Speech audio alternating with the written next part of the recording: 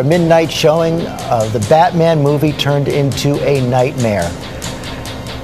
Police are on the scene. Right now we know, as we said before, we were reporting 14 dead. We now believe there are only 12 dead, but I want to look at those hazmat teams going into the movie theater right now. Of course, there's blood on the scene, but also reports of smoke bombs, Amy, going off. So they're going to go in there and try and figure out exactly what that substance was. That's right. And here's what we know right now. As you mentioned, the revised number, 12 dead, 50 injured. The youngest victim, just 3 months old. The suspect is in custody right now. We know he's a young man, 24 years old.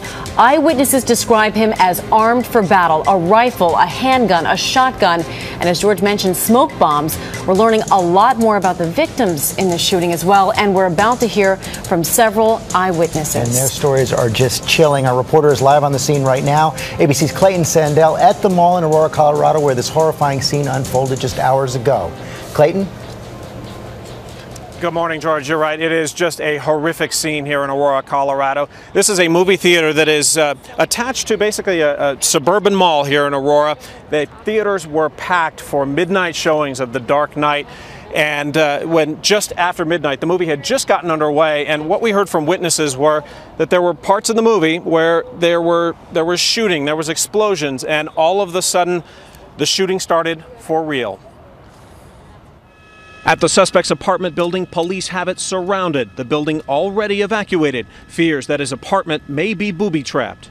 The scene was chaotic overnight, moviegoers fleeing for their lives. Look, I got shot. Look, I'm shot. There's blood right there. You could smell smoke, and then you just kept hearing it. Bam, bam, bam, bam, bam, non-stop. The gunman never had to reload. It just, the shots just kept going, kept going, kept going, kept going, kept going, kept going. Eyewitnesses spoke of a man dressed in a mask and bulletproof vest kicking open emergency doors to Theater 9 and opening fire with a shotgun. My friend sitting next to me turned towards me, and she got part of a bullet hit her in the mouth. Witnesses say the suspect may have used tear gas at a moment in the movie when the same thing was happening on screen. Rounds penetrated into Theater 8 next door. More than 250 police have responded to the scene, along with 100 FBI agents. Back is full of blood. I don't know if that matters or not. Full of what? Blood.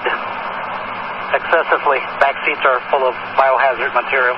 Police say they've arrested the suspect, described as an adult male, 24 years old, heavily armed and heavily armored. But police believe at this point that he was acting alone. The suspect was found with 3 weapons, including a possible assault rifle. The suspect, who is in custody, made statements about possible explosives in possession in his residence. And we are dealing with the potential that there are explosives inside there. We're also concerned about explosives in the parking lot, hence the parking lot is completely sealed off. Survivors and witnesses have been taken to a triage area at a local high school. Now, at that local high school where witnesses and victims have been taken, there were 4 busloads, we understand, of people who were taken there to be interviewed by authorities. We know that FBI victim advocates are also on the scene helping out. And one of the victims we have learned, George and Amy, is a 3-month-old baby.